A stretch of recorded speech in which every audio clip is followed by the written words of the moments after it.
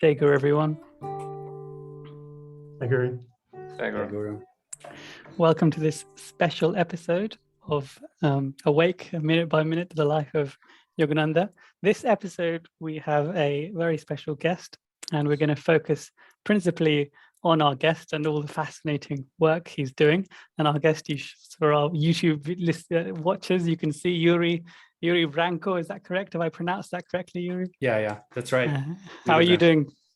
I'm fine. Thanks for inviting me. I'm really happy to be here with you all. Yes, very much. We're privileged to have you because the fantastic work. I think a lot of people will know Yuri perhaps from his live feeds in Portuguese, usually on in Yogananda Brazil's Instagram page and other things. So lots of people actually, Yuri asked us to invite you on board, and because you're doing such fascinating work. Firstly, tell us a little bit about yourself. How did you come to Yogananda? Okay, so who got into the path first was my mother. She got the autobiography as a gift from someone. She doesn't even remember who it was, and she was reading it. One of those stories, right? She was reading it at a waiting room, I think, and then someone got to her and said, "Oh, are you Kriyaban as well?" And she said, "What's Kriyaban?" I said, "Oh, you don't know the temple." And she said, "Oh, we have temples in Brazil." And she said, "Oh, yeah, we do." So this woman gave my mother the address from the only temple we had here in São Paulo back then. And then she went there, started meditating, got really in love with the path. Back then, we only had 3 books in Portuguese: Autobiography, Man's Eternal Quest, and Where There Is Light. And my mother started buying boxes of autobiographies and giving it away for many friends. Everyone she thought would be interested on it, she would give a book. And that's when I started going to Sunday school, going to retreats. We had kids retreats here. I was 13 years old back then when I started. And yeah, that's how I started. That's how it all started. Also, what happened was we had this big publisher here in Brazil who was distributing master's books in Brazil, but they were having some issues with SRF. They were not having the best relations, and my mother was donating so many books, and she said, maybe I can make this a business.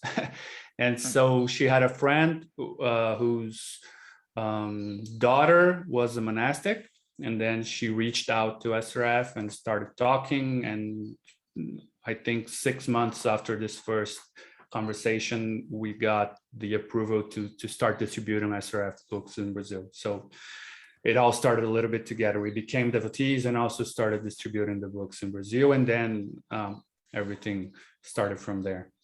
Wow, we'll discuss your distribution activities in a little bit, but tell us about Yuri is not a Brazilian name. I know that. Tell us about your name and your family background. Perhaps I think you were telling me just before the call. Yeah, my name was going to be Frederico. This is the name of my grandpa, but they heard the name Yuri from the astronaut. They got inspired by it, and then I don't know, they liked it more than Frederico, and that's why I got this name. But it has nothing. It's not related to.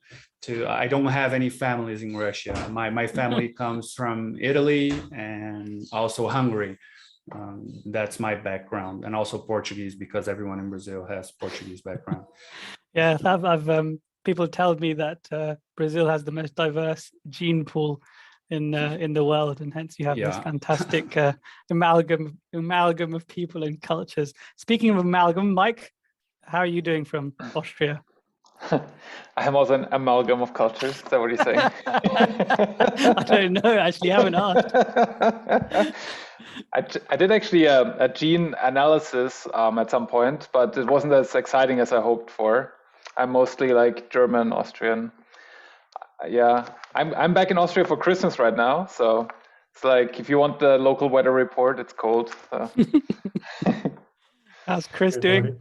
I didn't want to talk about the cold weather here in the northern hemisphere. The darkness that gets me. You're probably sitting in nice sunshine up till what, 5, 6 p.m. down in Sao Paulo. 4 p.m. shut off time here. But no, I'm great. I'm glad to be back in Northern Ireland. It's very Christmassy here. I think it's the one big difference this time of year. It's Christmas mad in Northern Hemisphere and Northern Ireland. But and what is your diverse gene pool, Chris? Scottish. I'm Scot. The Houston name is goes back to Scotland. That's all I can say. Hughes Town. I think I was from somewhere West Scotland. That's as much as I can give you. Awesome. All right. So Yuri, we have to ask everyone, did you watch the movie Awake, the Life of Yogananda? And when and how did you watch it, and what did you think of it?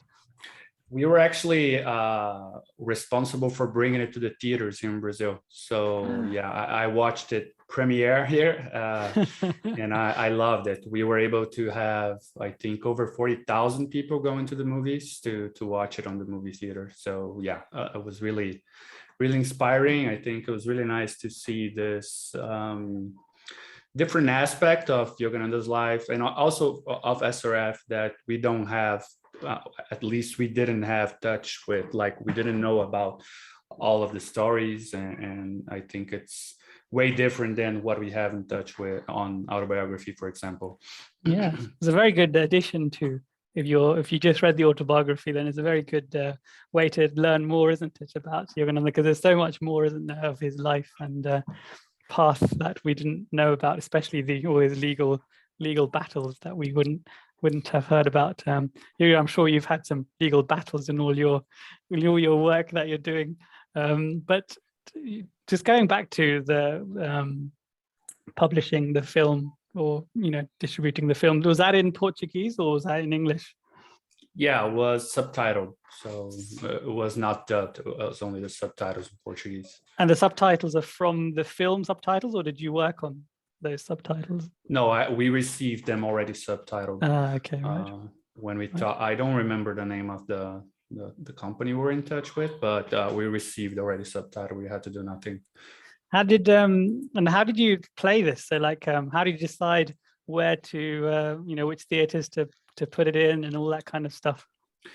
Yeah, there is this big network here in Brazil called Branco, and we have a friend who works there, and we talked to her. She got us in touch with one of the managers or directors, and we showed the movie, and they loved the idea. We also showed the numbers, like, we have a page that's really big, so we're probably going to be able to divulge it and make people go to the movies and buy tickets and have some, they're going to have interest in on it. So that's the way they agreed to it. So we had it on some cities. So we had in São Paulo, Rio de Janeiro, I think also Belo Horizonte, if I'm not mistaken, in Salvador.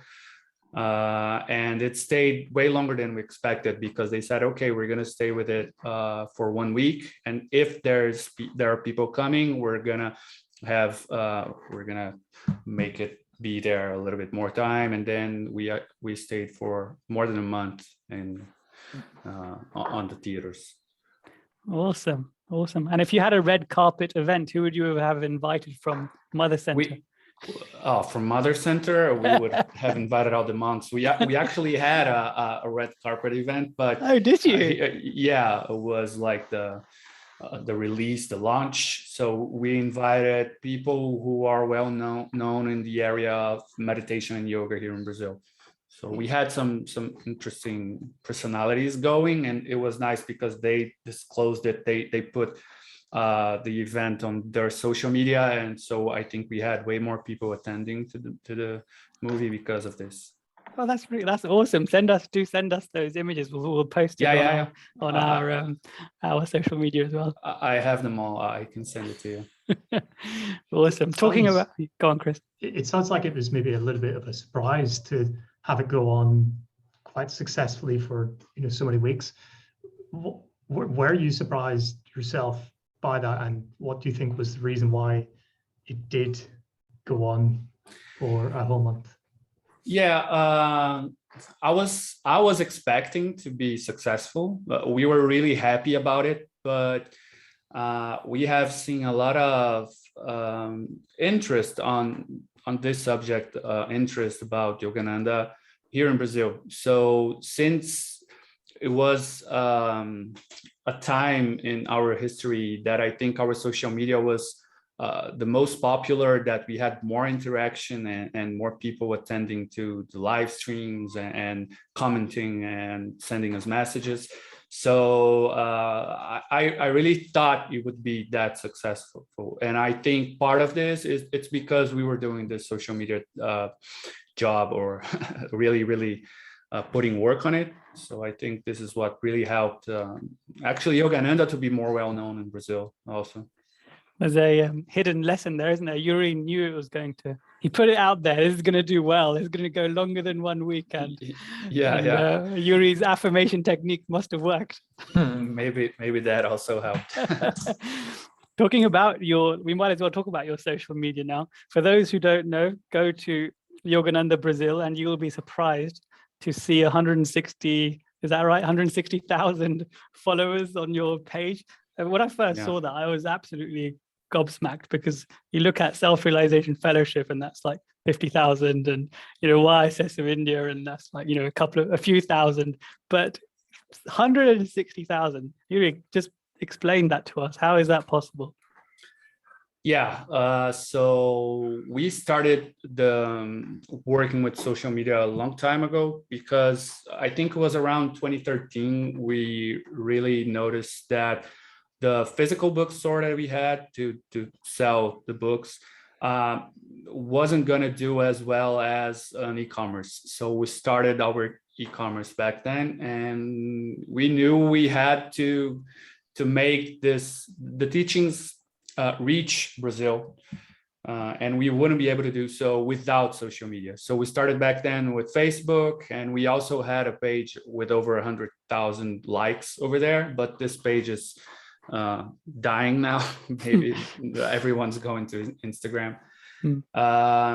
And it was an idea of one of our employees. We were very heavy on Facebook, and she said, yeah, let's try this tool now. I think it's going to be interesting in the future. This was 2016. And so we got on it, and we started slow. We started with one post a day, slow for what we do now. And I think 2 years later, we started posting 3 posts a day, a lot of stories, and also doing the live streams. I think this is one of the things that helped us grow a lot. So we do one live every Thursday. We're going to have a recess now. We're going to stay like 1 week without the live, and then we go back in the beginning of January. So I do 51 lives a year.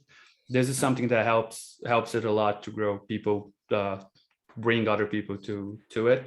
And one thing that also helped us be really knowledgeable is we only use, except text from books, so everything we use is SRF approved, of course, but we try to get the content that's going to reach out to the people. So we're going to talk about anxiety, about stress, about relationships. So we get the topics that Yogananda talks about, and we put this excerpt about relationships, and this, I think, is what makes people eager to be on our social media, to consume more of our content. It's great that you have such a success with spreading Guruji's teachings in Brazil. Would you say it's spread evenly across the country, or is there like some areas that are much more buzzing than others, like Sao Paulo, for example?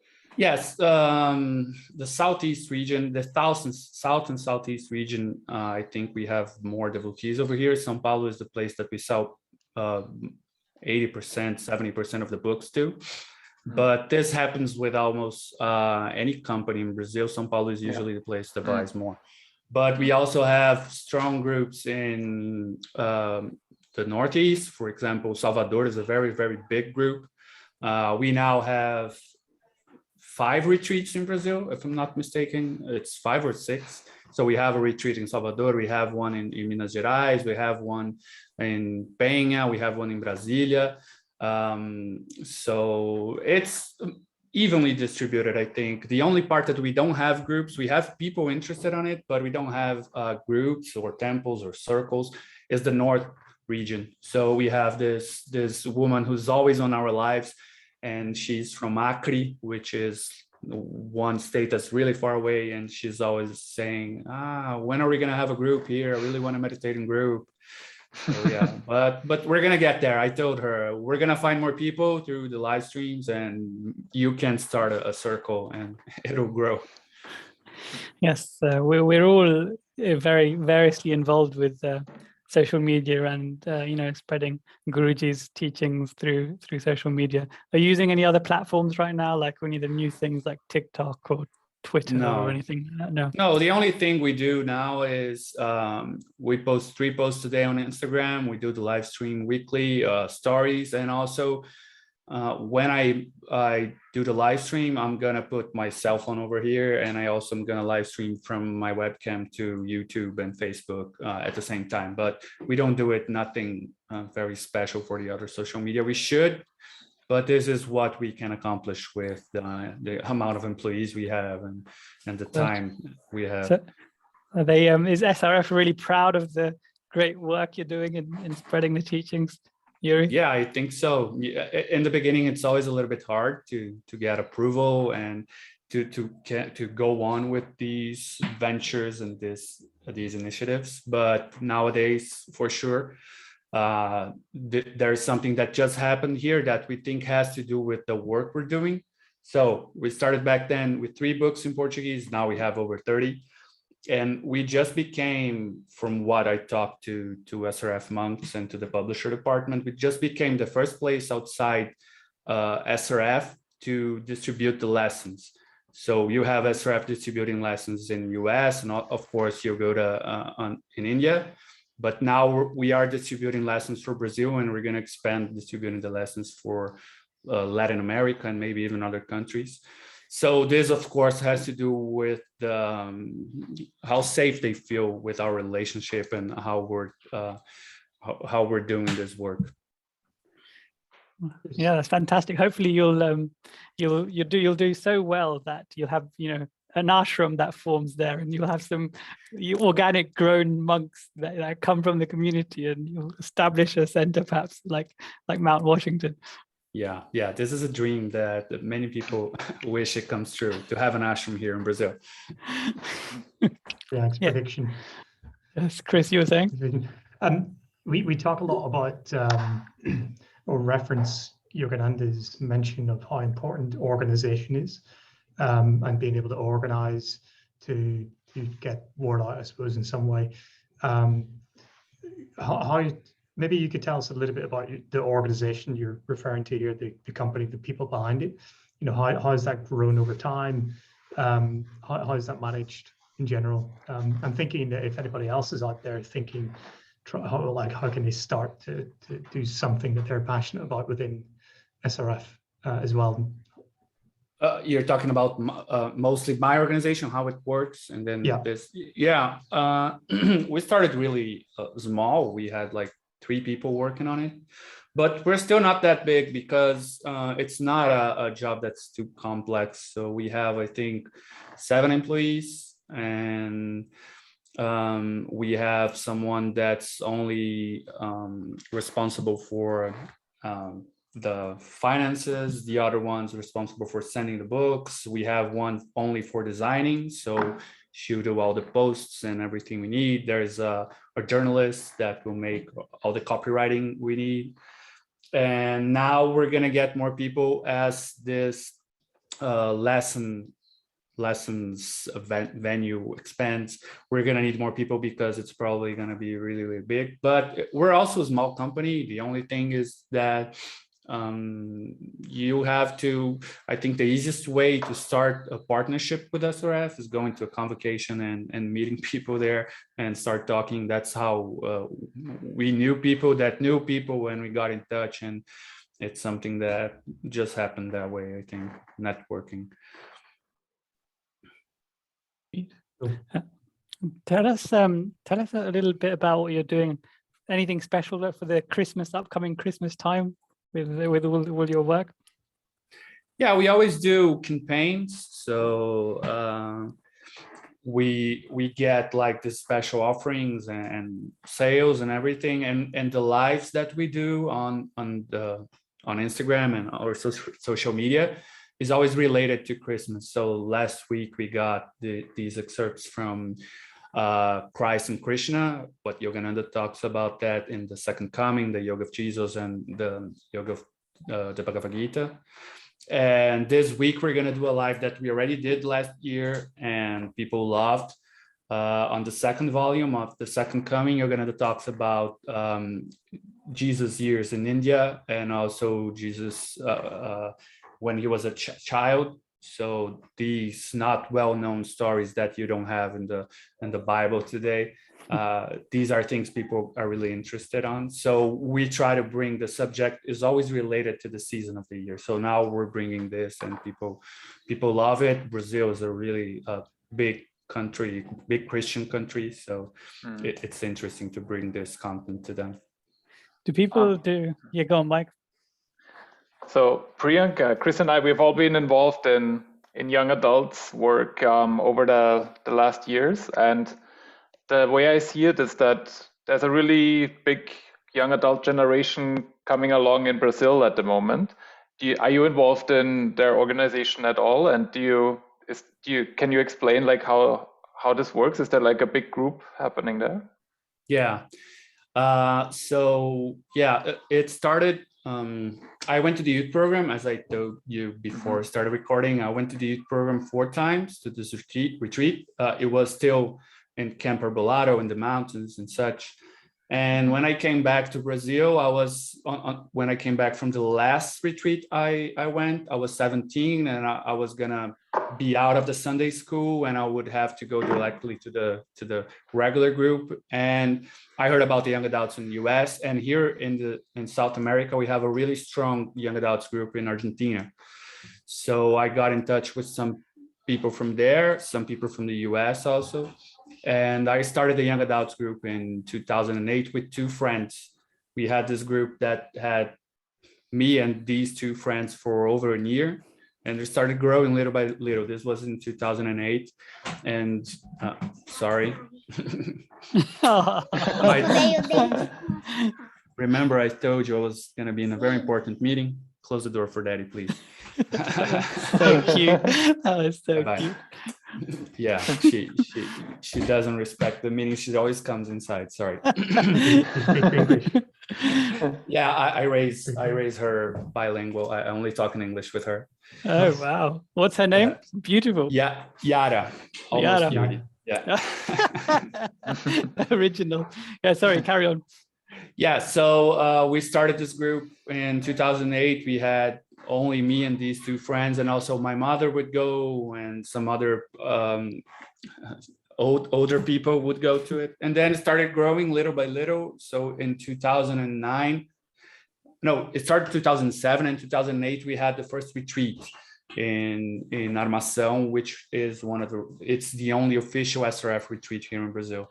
We had like 10 people, I think, and now we have waiting lists for retreats. It's something that grew a lot. Of course, during the pandemic, we had to stop everything and we're not meeting anymore. I had to not be coordinating it anymore when my daughters were born. So I have a 5-year-old and a 3-year-old. So now I'm a little bit more doing the business from Onisciência, which is the company behind Yogananda Brazil, and also taking care of the kids. So the young adults now, they can handle by themselves. There are enough people to make it happen. Awesome. Tell us a little bit about you're doing. I understand you're doing a lot of work with how to live schools. I understand that there are already some schools in place.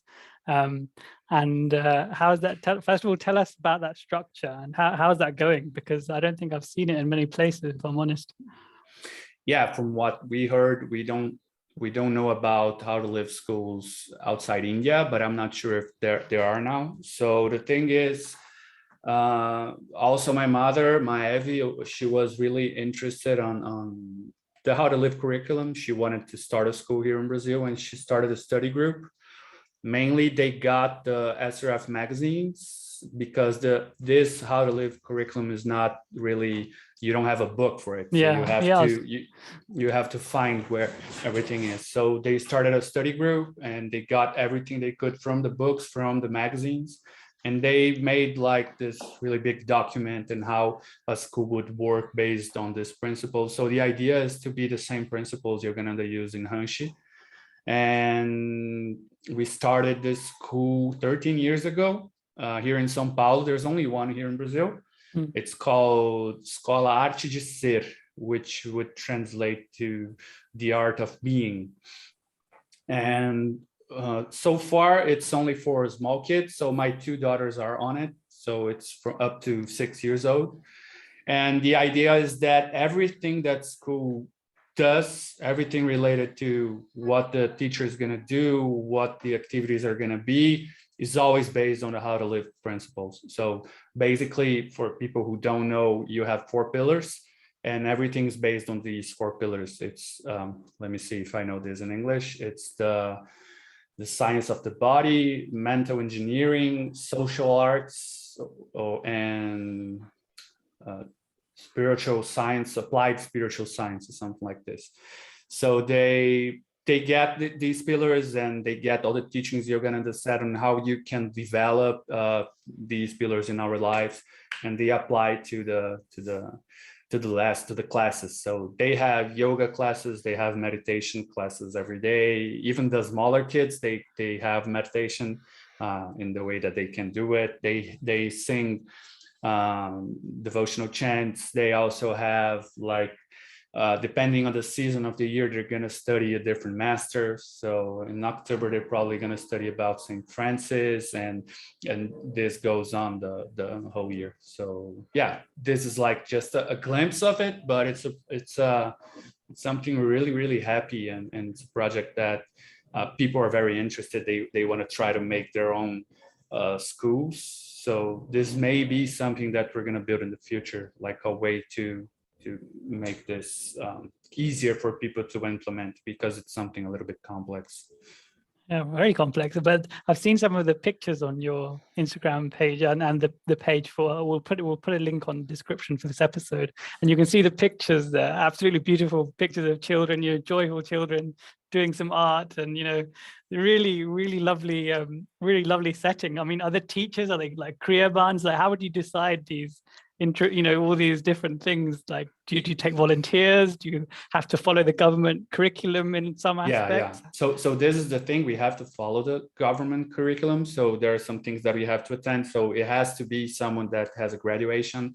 And so we don't have this obligation of the teacher being a Kriya band, but they all become students. But the director of the school and the administrator, the manager, they're both Kriya bands, and also everyone in the council has to be a Kriya band.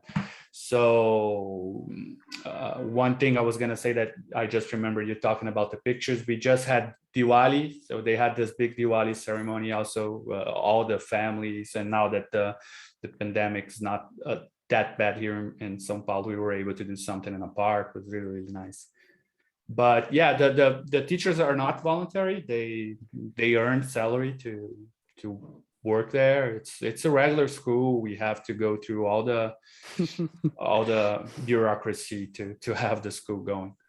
Wow. Can you imagine, Yuri, when you were how old, in 2003, or whenever you started this, when you were 13, right? That you'd go into teaching, publication, marketing, social media, live streams, all these things. Did you imagine that you'd do all this stuff? Master does take you on a very strange route in life, doesn't he? Yeah, and I went to engineering college, and then nothing to do with this, but yeah, I got back to it, and it's something that it's one of the best things, being able to work with what really satisfies you, and seeing how big Yogananda is becoming in Brazil. And we also see that from SRF's interest in Brazil, bringing more books. We have more and more translations. So yeah, I'm really happy on how big we're becoming, and we also have a lot of room to grow. And I didn't expect to be here. Of course, it wasn't even close to a dream, because also when I got an SRF, it was something really small. So I was, yeah, it's a temple that I'm gonna attend. But now we had one temple here in São Paulo. Now we have 6. Wow. We didn't have retreats back then. Now we have 5 or 6 also in Brazil. So yeah, it's growing quick, exponentially, I would say. So in a couple of decades, my good listeners, this is what can be achieved if you have a bit of zeal. Let Guruji do some work for you. I suppose, Yuri, does he work through your hands? Do you feel that energy? One thing that I always try to connect to is not having the ego on this, because it really is nothing that I'm doing. It's everything that he did, and we're just passing on.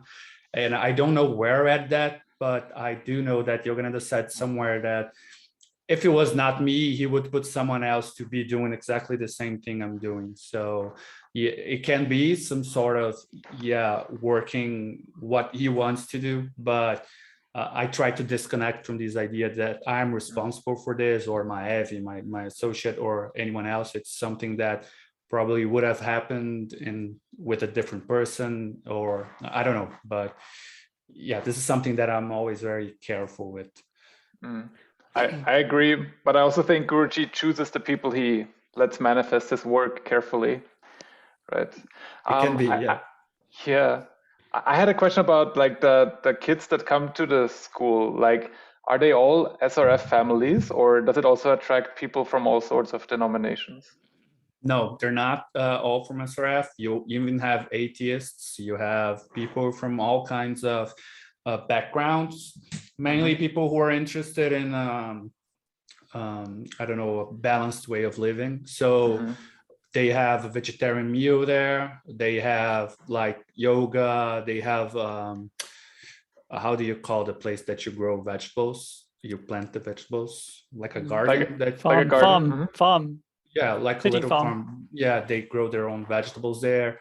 They have tortoises that they play. It's a place that we're inside São Paulo, which is this crazy big gigantic city full of gray, and then you're inside a place that's also, it's like you pass through a portal and you're in different city or different areas. So it's mainly people who want their kids to be in an environment that's healthier, or I don't know, more balanced that way. People who are interested in yoga also, usually not yoga as we know, but people who are interested in hatha yoga and they want something that relates to, sometimes they bring them to school as well. But we have atheist parents, many actually, who just like the project.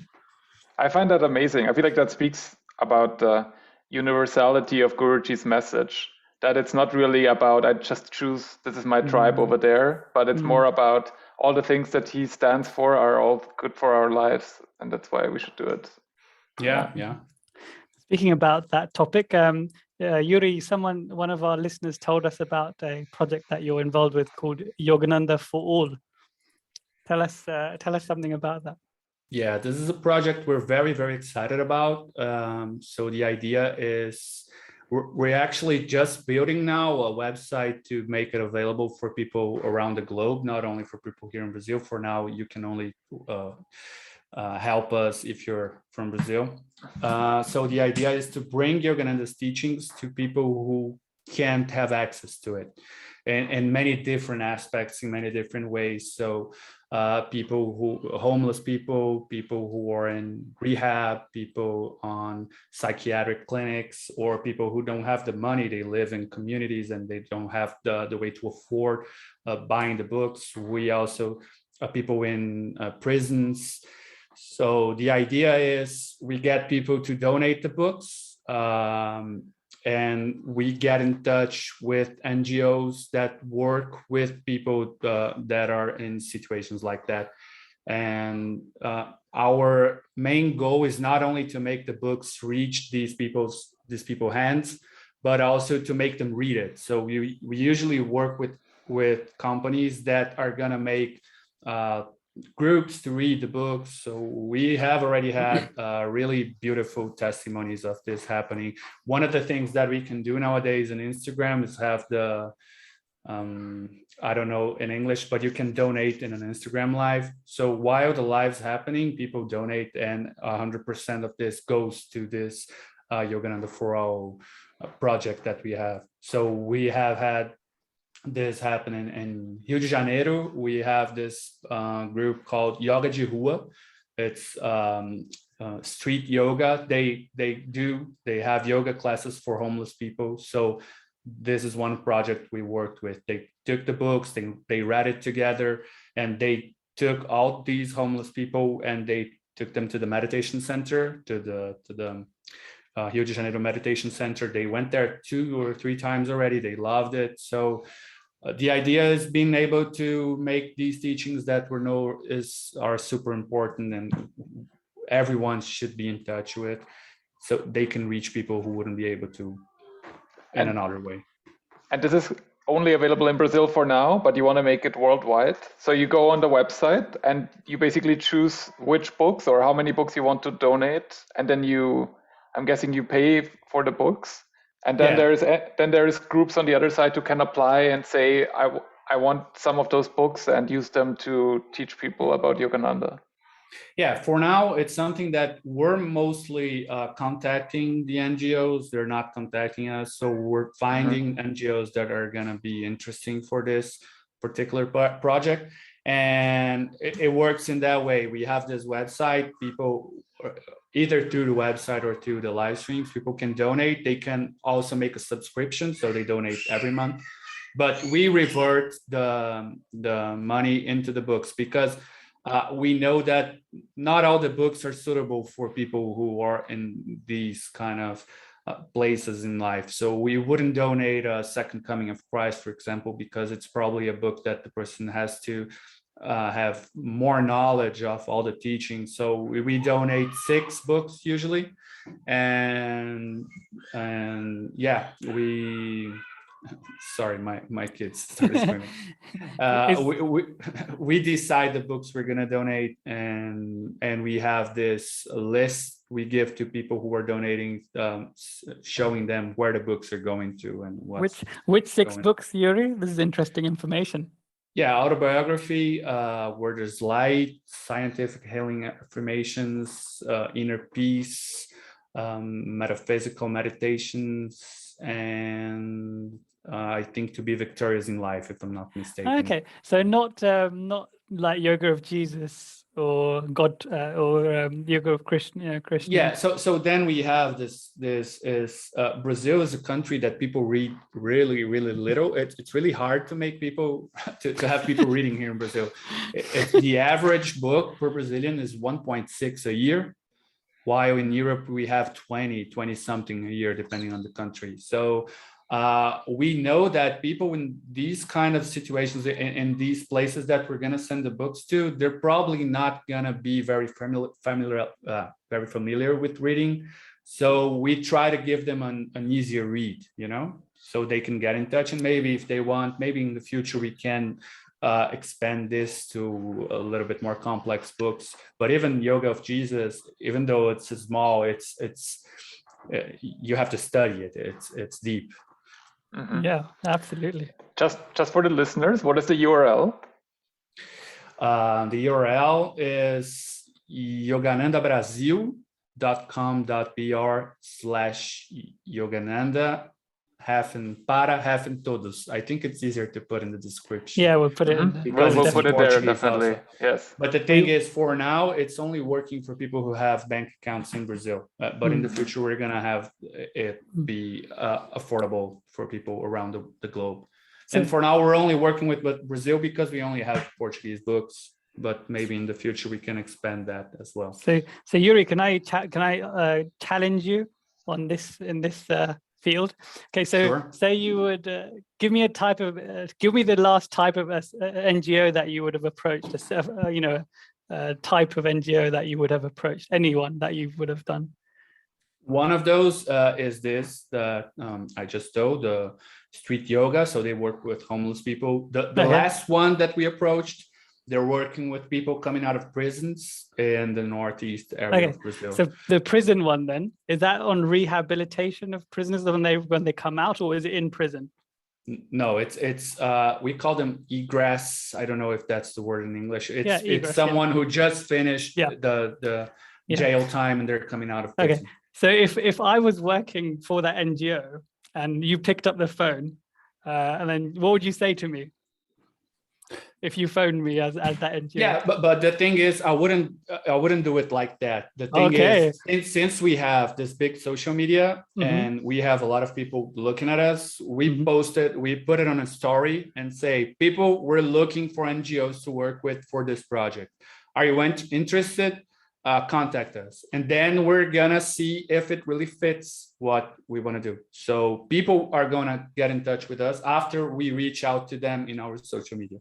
Mainly it works like that. So usually people who come to us, they're people who are already interested in Yogananda, mainly students, not only Kriyabans, but also from the street yoga. 2 of them who work in the project, they are Kriyabans. So it's usually people who are already inside. Very good. Very good. So there's a really good masterclass, Yuri, you're giving us for free. I don't know if you charge people for this, usually in karma credits or something, but a good idea. So if I'd contacted you and said, "Oh, I like this idea. How can I get involved? What would be your next things that you would say to me?" We're actually needing it right now because we have more books being donated than the NGOs are being able to spread.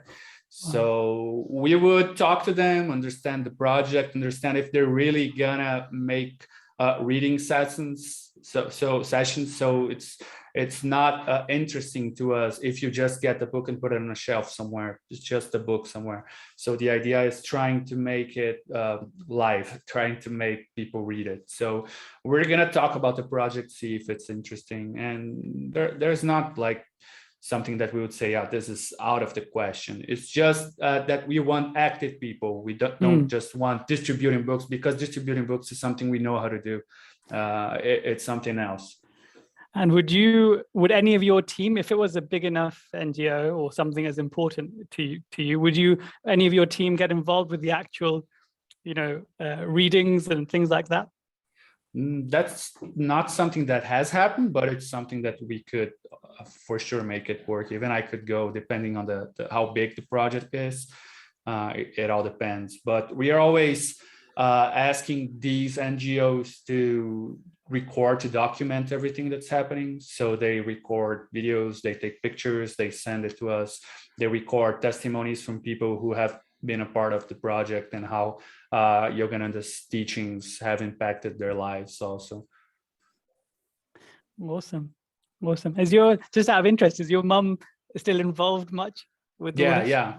She's a little bit older, so she's not that much involved in the executive area. She's more on the thought process and thinking about ideas and campaigns and things like that, but she's still we're both the associates of the company. Is she proud of her little son Yuri?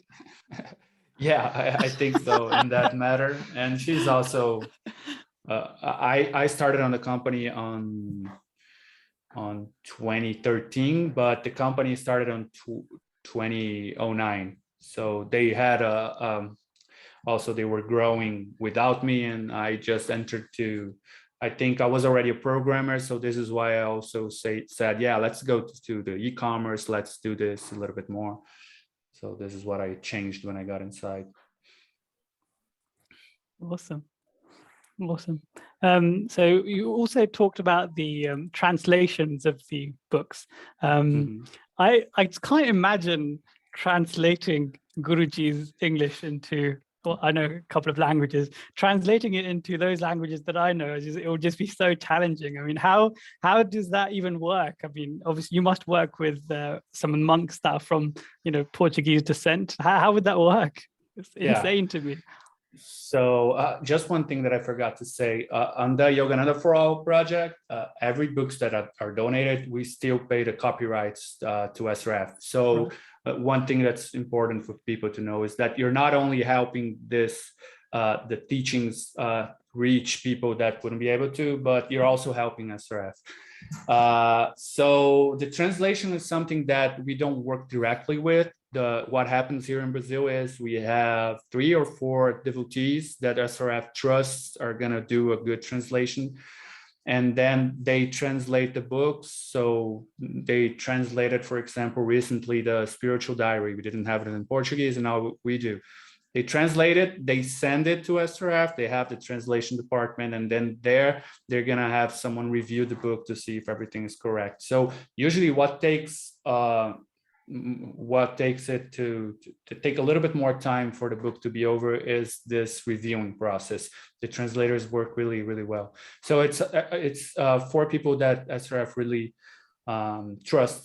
One of them is the brother of a monk, for example, the brother of a brahmachari. So it works like that. And that this is something that it can only happen because the books are selling, because they put more effort in this matter of translating new books, because it's selling and they're getting copyright, and they can reinvest on translating and printing other books. So we started with 3 and now we have 30 something, mainly because it's working out well.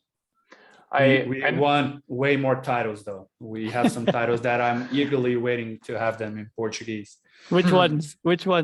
Majda, for example, we don't have in Portuguese. We don't have Gyanamata's book that I really wanted. We don't have Whispers of Eternity. Interesting. Why do you really want Majda?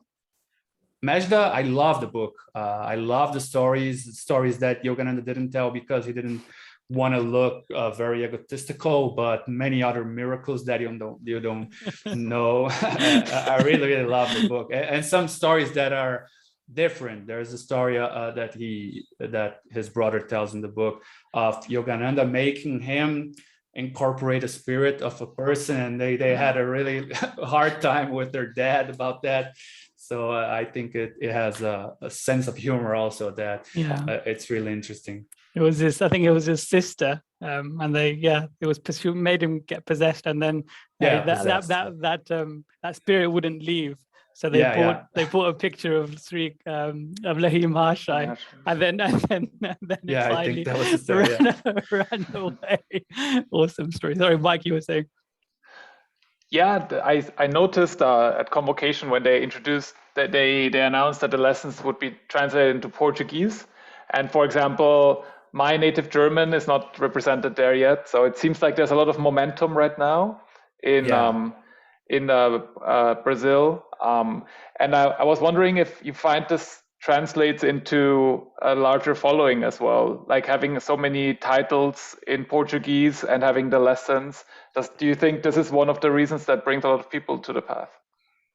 Yeah, I think that's one of the main reasons for sure, because one of the things we always say in the live streams is, look, we're reading excerpts from the book, but you can get the book and read the full story. So people can get they have access to all these teachings and they get interested. And also now we have so many groups and so many temples. So it's easy for someone who's interested in Master's Path to start going to a group and meditating in groups. So I think this is certainly one of the things that's helping Yogananda grow, be more knowledgeable here in Brazil. We heard that we're gonna have the Spanish lessons, then probably the Italian ones. This is also something that's really going quickly, and Portuguese should probably be one of the next ones to be released.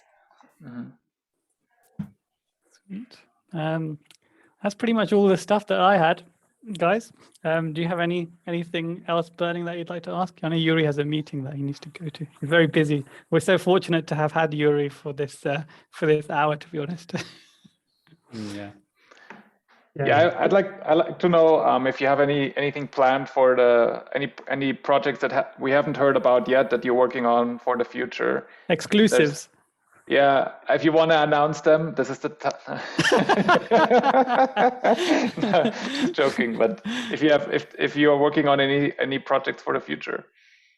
Yeah, we don't have like many different things. We're eagerly waiting for the lessons. The lessons were postponed because of the pandemic, but now they're probably coming in the first semester of this year. So this is something that's gonna make us without time, because now we're distributing 100 lessons every 2 weeks, English lessons, because people in Brazil don't speak English. It's really hard to find people who can read on the original. But the Portuguese lessons, we're probably going to have 2,000 or 4,000 every 2 weeks to be sent. So it's going to be something very challenging for us, something that we're very happy now, since we're getting a better relationship every day with SRF. We're going to start also getting on armrests directly from India to distribute in Brazil. This is something that we don't have in Brazil anymore. It's very hard to come by, so people go to the US and bring it, and it's really, really expensive. So now we're also going to be able to distribute the armrests in Brazil. And SRF has reached us wanting to know if you can also distribute the lessons to Latin America and other places. So I think what we're gonna put energy now is making the lessons work here in every other country that we distribute, and also making the Yogananda For All project grow. So this is something we're putting a lot of effort. We want to see it grow way more than it has already, but it's also a new project. We know that this will happen.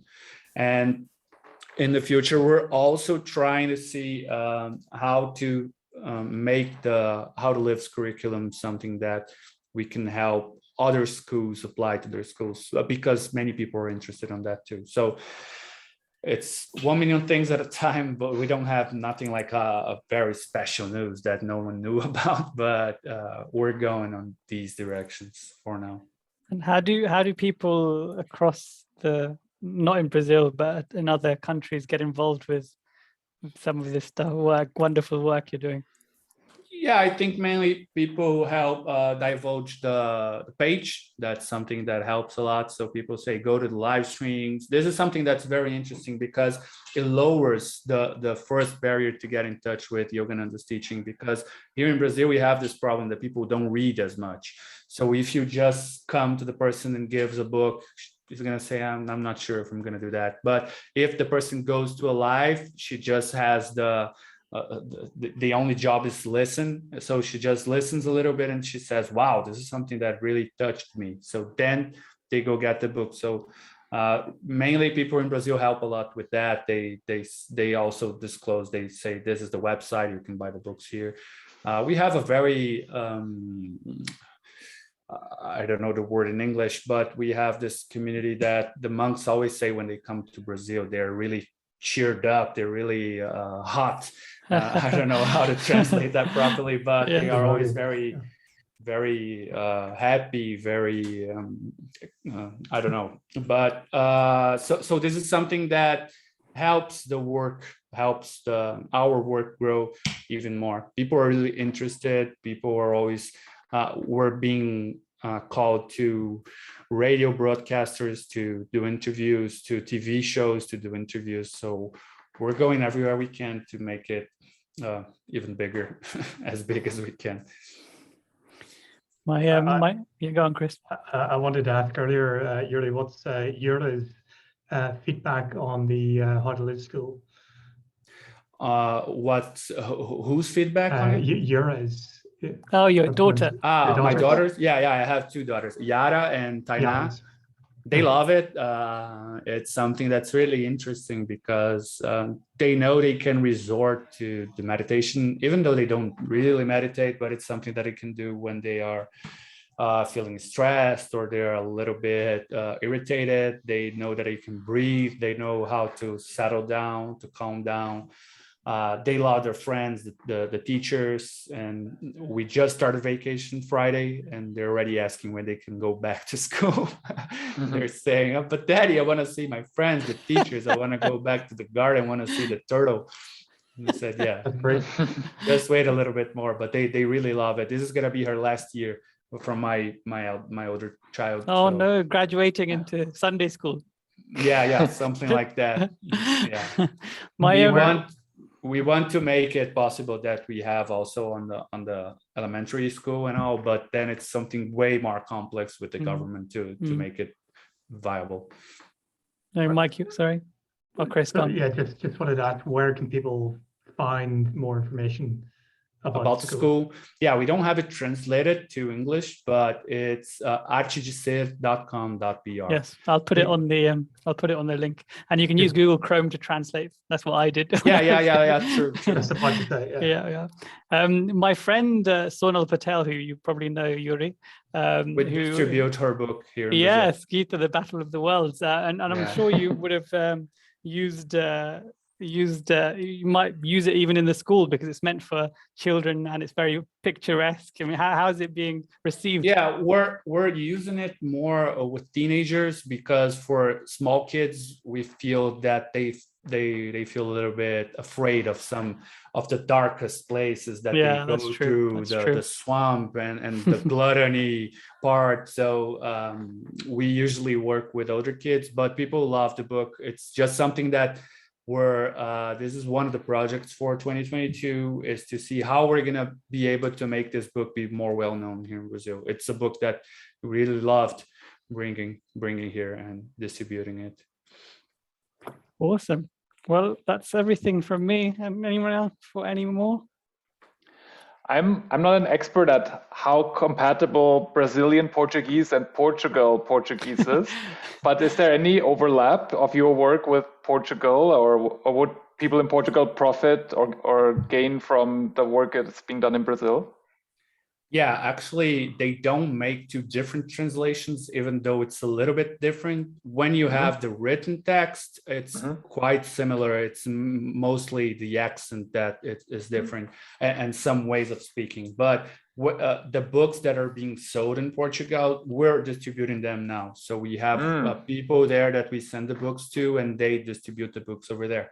But they are using the Brazilian Portuguese, even though it's came after the Portuguese, of course, Portugal Portuguese. Yeah, well, but the people in England also have to read the American. Yeah. It's exactly the same thing. So, but the book is it's the same translation. They don't do a different version for Portugal. Fantastic. Yeah. Awesome, Yuri. Well, thank you so much for joining us. It's been an absolute privilege, and I've learned so much because I'm trying to. Yuri, you don't know, but we had a monk's visit planned in London a couple of 3 or 4 years ago, and before the pandemic, and a center in Italy had like 1,200 people that came to one of their events, and then they were like, London's a massive city. Why can't you get more than 300 or 400 people in our monk's visit? And I said, okay, fine, we'll book a venue because it was a centenary and that's 1,000-person venue. And they said, and then we're not doing any marketing. We're not doing any of this social media stuff. So how do we get people in? So this is a really good, interesting insight for me and all of our listeners in the London Centre, Yuri, because we've got a lot of potential here in London, but we need to realize it, I think, and we need to really pick up a lot of the good threads in your thinking that you've applied in Brazil. Yeah, this could be a second invitation then. I can come back again and we can talk more about it. Yes, thanks a lot for inviting me. I was really happy to be here. Absolute joy to hear all the wonderful stuff you're doing. Thank you, everyone. Jai Guru. Thank you for coming on, Yuri. Jai Guru. Thank you.